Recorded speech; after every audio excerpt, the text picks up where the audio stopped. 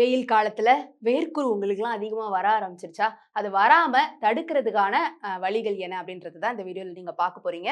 So அதிகமா வேர்வையோட உழைக்கிறவங்க, இல்ல school குழந்தைங்க, காலேஜ் ஸ்டூடண்ட்ஸ், அதிகமா அந்த வெயில்ல டிராவல் பண்றவங்க, இந்த மாதிரி இருக்கிறவங்களுக்கு வேர்க்குரு ஆப்வியஸ்லி ரொம்ப ஜாஸ்தியா வரும். ரொம்ப ஏசிக்குள்ளேயே, இன்டோர்லயே அதிகப்படியா வெயில்லயே வந்து படாம இருக்கிறவங்களுக்கு அது அவ்வளவா வர்றதுக்கான சான்சஸ் கிடையாது தான். முக்கியமா இந்த பிரச்சனை சர்க்கரை நோயாளிகளுக்கு ஏற்படும் பொழுது இன்னும் கொஞ்சம் கூடுதல் ஒரு டென்ஷனும் வர வாய்ப்பு இருக்கு. சோ இன்னொரு பக்கம் வேர்க்குருக்கும் சர்க்கரை நோய்க்கும் ஏதாவது ஒரு தொடர்பு இருக்கா? அத பத்தியுமேவும் பார்க்கலாம். வேர்க்குரு அல்லது வெப்பசொரி இத வந்துட்டு மருத்துவ முறையில மிலியாரியா அப்படின்னுமேவும் அழைக்கிறாங்க.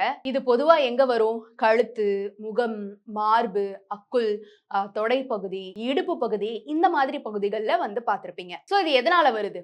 வெப்பம், ஈரப்பதம் இது ரெண்டத்தினுடைய காரணங்களால வியர்வை சுரப்பி இருக்குது இல்லையா?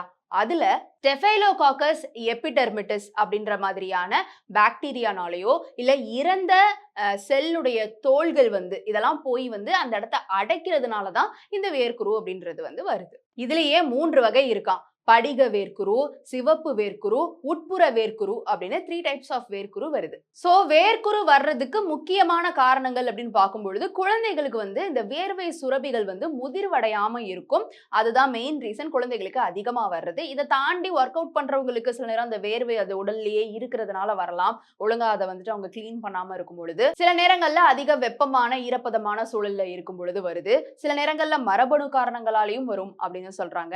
காய்ச்சல், மருந்துகளுடைய பக்க விளைவு, உடல் பருமன், நீரிழிவு நோய், புகைப்பழக்கம் மற்றும் மதுப்பழக்கம் இது எல்லாமே ஓரளவு ஒரு காரணமாக பார்க்கப்படுது. சர்க்கரை நோயாளிகளுக்கு எதுக்கு வருது அப்படின்னு பாத்தீங்கன்னா பெரும்பாலானோருக்கு நரம்பு பாதிப்பு, அப்புறம் இரத்த நாளங்களினுடைய அடைப்பு இதனால வந்து இந்த வேர்க்குரு வர்றதாக சொல்லப்படுது. சோ இது எல்லாத்தையுமே அதாவது இந்த வேர்க்குருவை தடுக்கிறதுக்கு நீங்க என்ன பண்ணணும் அப்படின்னு பாத்தீங்கன்னா நல்ல காற்றோட்டமான குளிர்ந்த ஒரு அறைய வந்து நீங்க எப்பவுமே சூஸ் பண்ணிக்கணும்.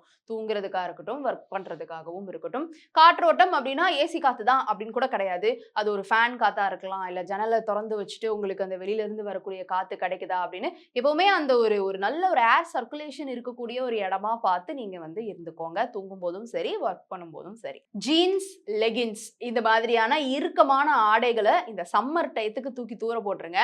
இது எல்லாத்தையுமே நல்லா குளிர்காலத்துக்கு வந்து நீங்க ஸ்டோர் பண்ணி வச்சுக்கோங்க. இந்த மாதிரி டயத்துல நல்ல காட்டன், லினன் இந்த மாதிரி உடுத்தலாம். நல்லா தொல தொலன்னு ஃப்ரீயா இருக்கக்கூடிய மாதிரியான ட்ரெஸ்ஸஸ் வந்துட்டு உபயோகப்படுத்தலாம். பாலிஸ்டர் துணியா அணியக்கூடாது அப்படின்னு சொல்றாங்க இந்த வெயில் காலத்துக்கு. அண்ட் ஆல்சோ சருமத்தை இரிட்டேட் பண்ற மாதிரியான சோப்ஸ், நல்ல ஸ்மெல் வருதுப்பா, வாசனையா இருக்குதுப்பா அப்படின்னு சொல்லிட்டு ரொம்ப இரிட்டேட் பண்ற மாதிரியான கெமிக்கல்ஸ் இருக்கிற மாதிரி இருக்குதுன்னா அதை நீங்க யூஸ் பண்ணாதீங்க. நல்ல நேச்சுரலான பாத் பவுடர் நீங்க யூஸ் பண்ணலாம். வீடுகள்லயே நிறைய வீடுகள்ல அரைச்சு வைக்கிறாங்க. இல்ல அரைத்து நிறைய இடங்கள்ல விற்கவும் செய்றாங்க. அதுல எது உங்களுக்கு நல்லா கரெக்டா இருக்குது அப்படின்றத செலக்ட் பண்ணி பார்த்து வாங்கி நேச்சுரல் வேல வந்துட்டு நீங்க குளிக்கிற மெத்தட வந்துட்டு நீங்க ஃபாலோ பண்ணலாம். தலைக்கு தேய்க்கக்கூடிய அந்த ஷாம்பூவுமேவும் ரொம்ப கெமிக்கலி போகாம அதுவுமேவும் சீகக்காய் இல்ல அதோட சேர்த்து இன்னும் நிறைய நல்ல நல்ல மூலிகைகள்லாம் கலந்த ஹெர்பல் பாத் பவுடர் இருக்கும். அதெல்லாம் நீங்க வாங்கி பயன்படுத்தலாம். சோ இந்த வெயில் காலங்கள்ல ஏற்படக்கூடிய நீர் குறைபாடு உடல்ல வந்து டீஹைட்ரேட் ஆகுறத தடுக்கிறதுக்கு ஒரு நாளைக்கு 3ல இருந்து 4 லிட்டர் ஆவது தண்ணி குடிங்க அப்படின்னு சொல்றாங்க.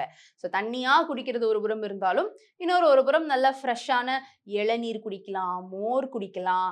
இந்த மாதிரியான கேட்டகரியிலுமேவும் நீங்க குடிச்சிட்டு வாங்க. மதியம் 12 மணில இருந்து 4 மணி வரைக்கும் வெயில்ல குறிப்பா நீங்க வெளியில செல்லவே கூடாது. அப்படி போறவங்க வேற வழியே இல்லைன்ற பட்சத்துல கண்டிப்பா ஏதாவது துணி அது இதுன்னு சொல்லிட்டு உங்களை நல்லா கவர் பண்ணிக்கிறது ரொம்ப அவசியம். இல்ல கொடை, தொப்பி இந்த மாதிரிலாம் கூட நீங்க வந்து பயன்படுத்திக்கோங்க. நீர்ச்சத்து அதிகமா இருக்கக்கூடிய தர்பூசணி, எலுமிச்சை, ஆரஞ்சு, வெள்ளரிக்காய் இந்த மாதிரிலாம் அதிகமா சாப்பிடுவாங்க. குடிப்பழக்கம், மதுப்பழக்கம் இதையும் அறவே கைவிட்டுருங்க. ஸோ இது எல்லாத்தையுமே ஃபாலோ பண்ணும்பொழுது வேர்க்குரு வராம இருக்கும். இதையும் தாண்டி வேர்க்குரு வந்து குறையவே இல்ல அப்படின்னா ஒரு மருத்துவரை போய் பார்க்க வேண்டியது ரொம்ப ரொம்ப அவசியம். சில பேருக்கு வந்து வெயில் ஜாஸ்தியா இருக்கு அப்படின்னு சொல்லிட்டு தர்பூசணி, வெள்ளரிக்கான்னு சாப்பிட்டா காய்ச்சல் வந்துருதுங்க, சளி பிடிச்சிருதுங்க அப்படின்ற கேட்டகரி ஆஃப் உடம்பெல்லாம் இருக்குது. அதனால அளவா எது எது எப்பப்போ அப்படின்றத கரெக்டா உங்க டாக்டர் கிட்ட கன்சல்ட் பண்ணிட்டு சாப்பிடுங்க. வெயிலுக்காக நான் இதை சாப்பிட்டேன் அதனால காய்ச்சல் வந்துருச்சு அப்படின்னு சொல்லிட்டு நீங்க ஃபீல் பண்ணிட்டு இருக்க வேணாம். வெயிலையும் சமாளிக்கணும், இந்த கோல்டையும் சமாளிக்கணும், எல்லாத்தையும் சமாளிச்சு கடந்து வரணும். இந்த சம்மர்ல உங்களை நல்லா டேக் கேர் பண்ணிக்கோங்க. இந்த வீடியோ உங்களுக்கு பயனுள்ளதா இருந்ததா அப்படின்ற உங்களுடைய கருத்துக்களை கீழே வந்து கமெண்ட் பாக்ஸ்ல ரியா என் கூட ஷேர் பண்ணலாம்.